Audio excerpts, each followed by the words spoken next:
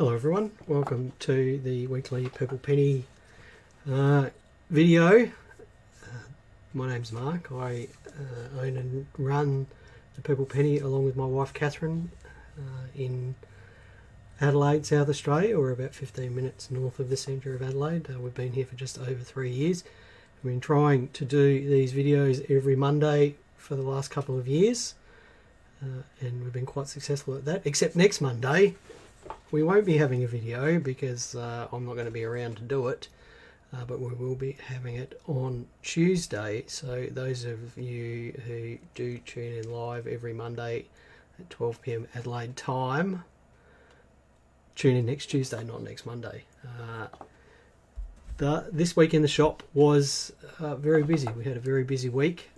Things have been going at pace. We had several hundred round 50-cent pieces come in on Thursday. We had a whole bunch of, I don't really call them coin collections, but a whole bunch of sort of bulk lots of world coins and pennies and, you know, worn out coins and things like that come in last week. Nothing too interesting. I've got nothing to show and tell here. There's a few banknotes down there that our bank manager brought in, some decimal notes that he's taken in over the counter. But other than that, there hasn't been a whole lot of sort of different stuff. I do like to show off the interesting stuff, but I don't have anything this week. So we'll just jump into the news for the week. So just a reminder that we will be shut next Saturday, or this Saturday I should say. So please don't come in this Saturday. We've got signs up around the shop and out on the front window saying that we will be closed. So please don't come in this Saturday. Apologies to those of you who had planned on coming in this Saturday, but we're just having a day off. Now, we've got RAM releases due for 2 dates this month in August, the first Thursday of the month, and we'll just pop those up here so that we can take a look at those. So we've got the Overland Telegraph dollar due out on the 4th of August, which is the first Thursday in August, and then we've got the Next in the Book series being released on the 18th of August. So they're happening in 2 stages this month. The Overland Telegraph dollar is $15. I think it's an uncoloured dollar. And then we've got the Wombat, Diary of a Wombat coins, and these are the follow-up to the Booktopia coins that were released last year, released in 3 forms. There's a coloured copper nickel 20-cent piece on a card, the same coin with a book, and then the same coin but gold plated with a book. You can see the prices there, $15 on the card, $50 for the copper nickel coin with the book, and $85 for the gold plated coin with the book. If you cast your mind back to the Zootopia, I think it's Zootopia issue, that gold-plated coin with the book was the one to try and get your hands on.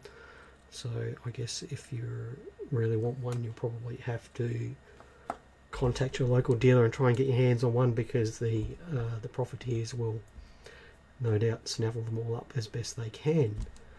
We'll just say a few hellos, but we'll just go back to the other slide and we'll just say a few hellos. Hello Paul, Sharon, Dillis, John. John, I don't remember you watching before. Welcome John, if this is your first time viewing. Hello Glennis from Rundle Mall. Glenn from Western Australia, Brett McAuliffe, who's local. Wendy, Cherie, we haven't seen you for a little while, Cherie. Sean, Rob, Cam with his mum. John Belcher, Greg, Peter Holdsworth, Patrick, Tanya, good to see you this week Tanya, Warren, Gwen and Gary up there in Cairns. How are you going, mate? Now, this Wednesday I believe there's going to be a Commonwealth Games set available from Woolworths and from the Mint's website, and that set has got 3 coloured $2 coins in it and 4 uncoloured dollar coins. They're all commemoratives for the Commonwealth Games, which are starting in about a week and a half. We don't know if we're getting them or not. The Mint hasn't told us, and given that the release day is the day after tomorrow, I think it's probably a fairly good guess that if we do get them, it won't be until after they're available at Woolworths, which is kind of disappointing. I've got no idea what the release price is. I have seen, excuse me, I have seen pictures of the $2 coins and the dollar coins. There, you can view those on the Royal Australian Mint's website. And the $2 coins have got green and gold coloured paint on them. They're not bad looking coins. And if you want to get hold of one of those sets, I guess you can duck over to Woolworths and grab one, or perhaps if you want to be a bit more patient and get it from us, just wait and we'll let you know if we're going to get it or not. Hopefully we will know by the end of this week for certain whether we're getting the set or not.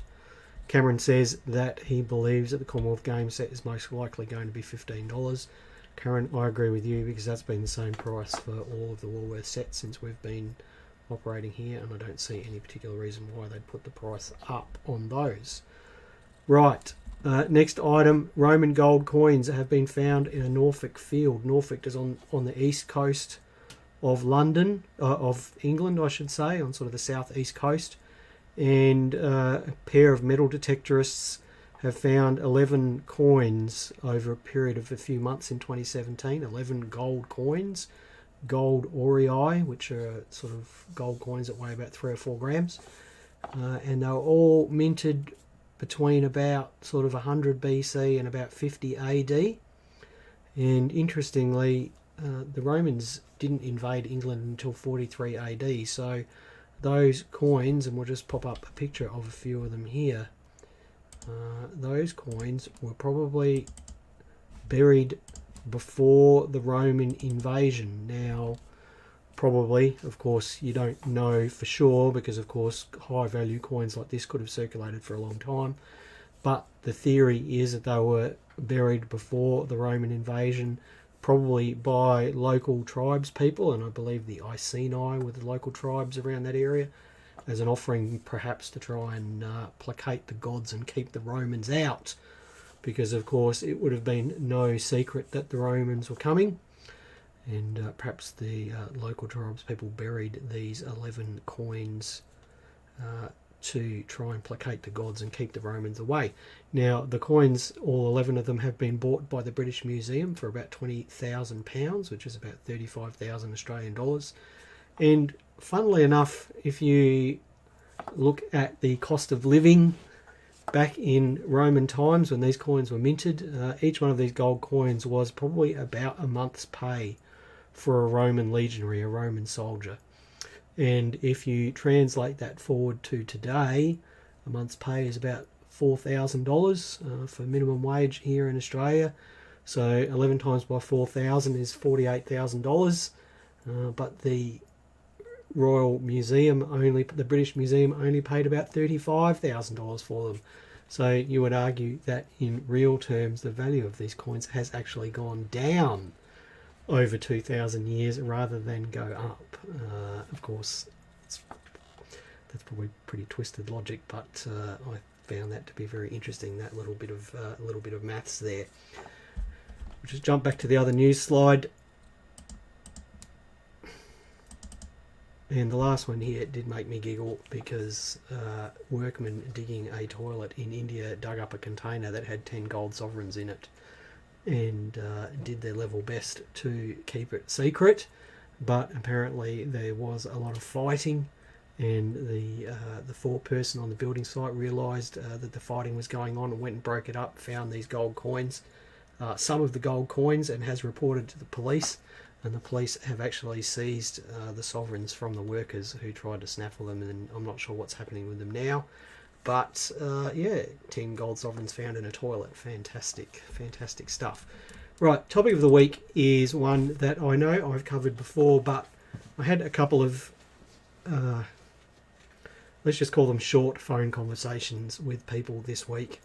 And, you know, I will just preempt this by saying that the vast majority of people that ring us up here that have coins and banknotes are lovely and reasonable and very polite, and I really have nothing to complain about. But we did have a couple this week that really had watched too much American Pickers, perhaps, or Antiques Roadshow, and spent too much time Googling up supposed value of coins, and were nothing less than aggressive on the phone about what they perceived their coins to be worth. And usually that doesn't bother me, but one of them did catch me at a bad moment, and unfortunately, I won't say I responded, but the phone call perhaps upset me a little bit more than it should have. So I thought we'd just go back onto the topic of valuing coins and banknotes. And we'll just pop up a slide here. Now, in these times, there's no doubt that the internet is a real source of information. And when we find something, the first thing that we do is we jump onto the almighty Google and do some research on it. And Google's search results are such that often the information that is presented to you when you do a search, well, isn't necessarily true.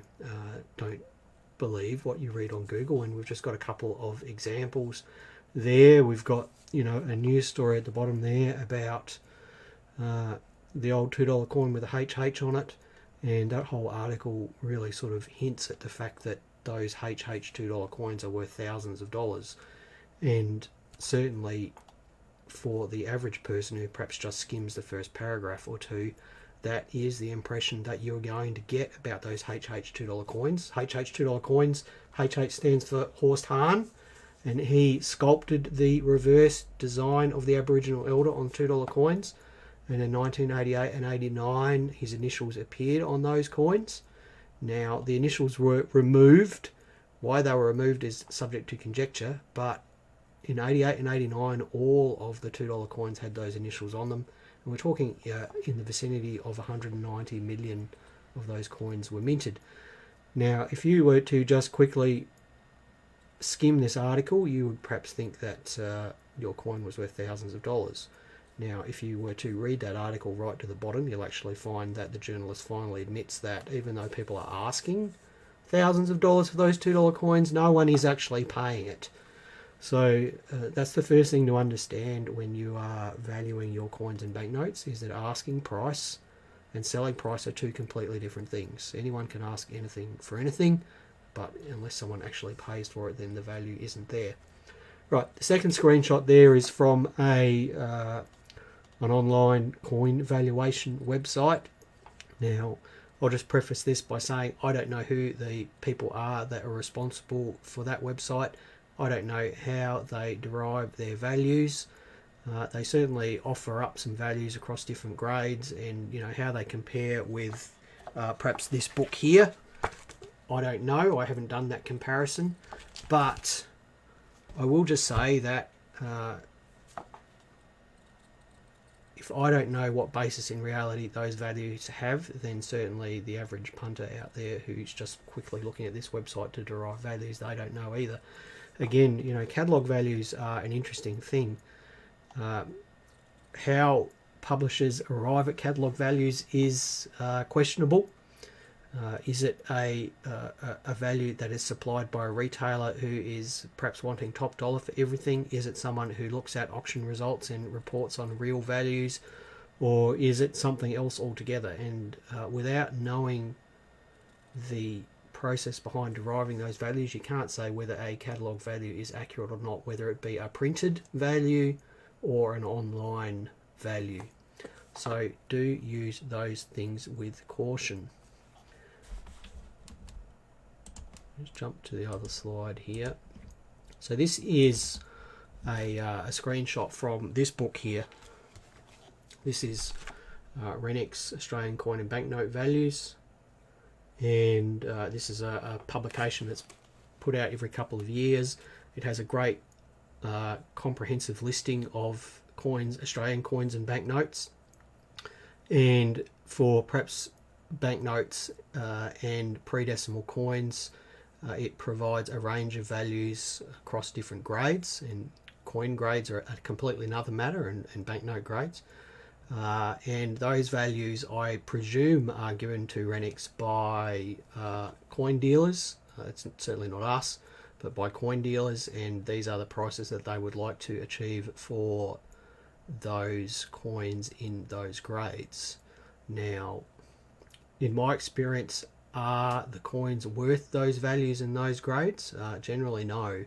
Now, what percentage of them of those values, maybe half, maybe 3/4. So that means if a coin is listed in there at extremely fine for $100, then perhaps a realistic commercial value is $50 to $60 to $70. It's certainly very rarely do coins in the catalogue achieve full catalogue value. But I will just preface that by saying that there are coins in this catalogue and banknotes in this catalogue that are worth more than the catalogue value. So an example we found the other day was the 2015, 16 and 17 alphabet coins. There were 26 coin designs, coloured coin designs for each letter of the alphabet released, and they're listed in here with a catalogue value of $10 each, and realistically they sell for $70 or $80 each. So if I was going to research the values of things, the first place I would go would be this sort of publication, and then assign a value with a fair degree of a smaller percentage of the catalogue value, and half is a good number. Now if you're dealing with things outside of Australia, then you are really then forced to look at different catalogues.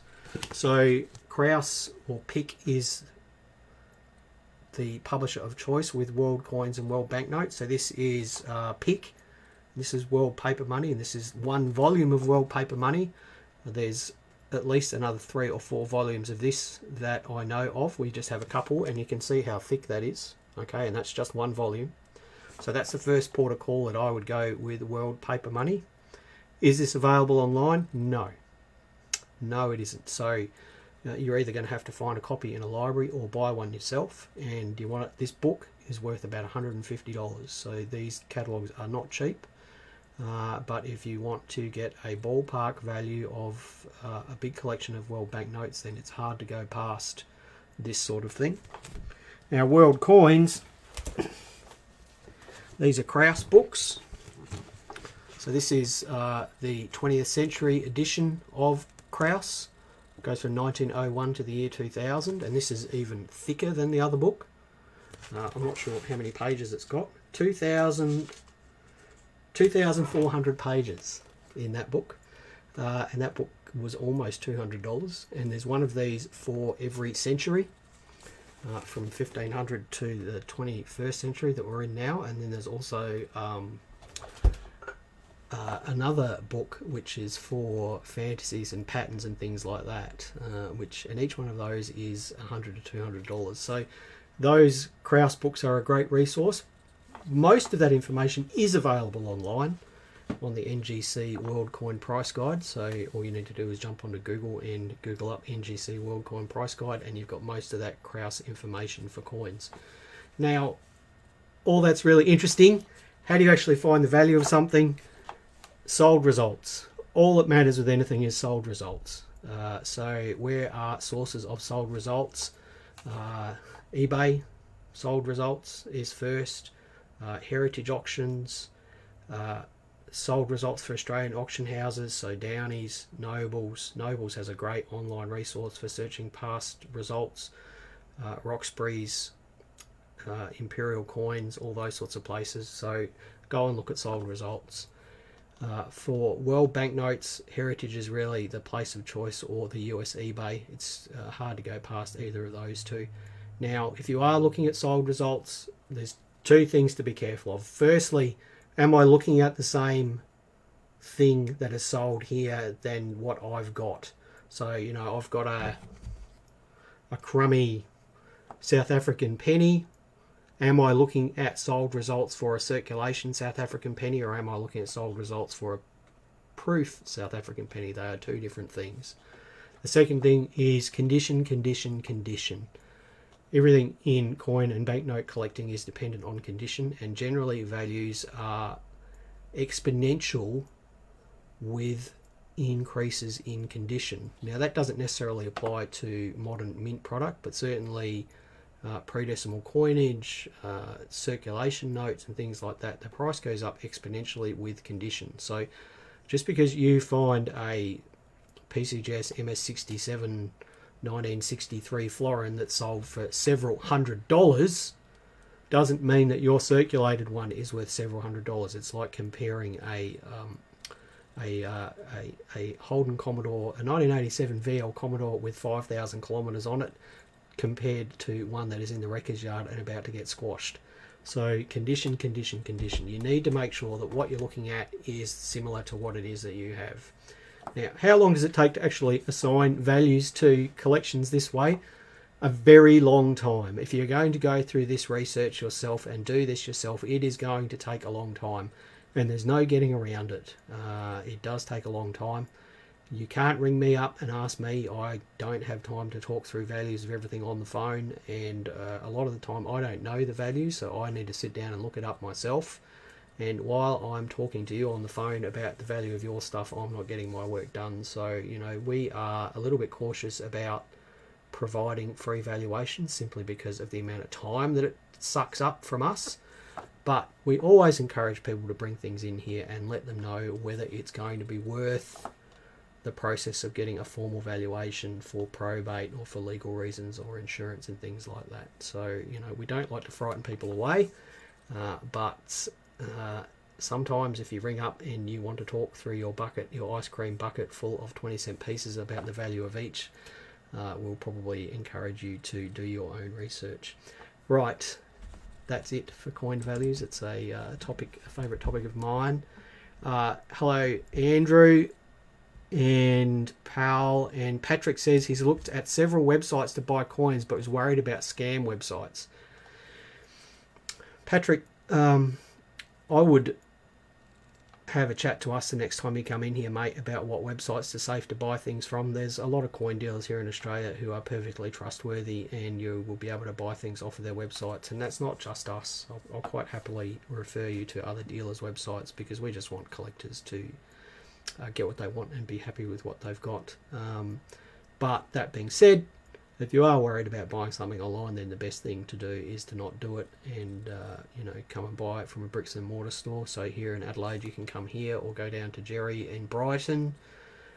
If you're in Melbourne, IS Wright is still there for the time being, and you've got oh gosh, I've forgotten the name, Max Stern Coins in the city, and you can go see Adam out at Nunawading for Southern Cross Coins. He's a lovely guy. If you're in Sydney, there's Wynyard Coins, and IS Wright has a shop there too.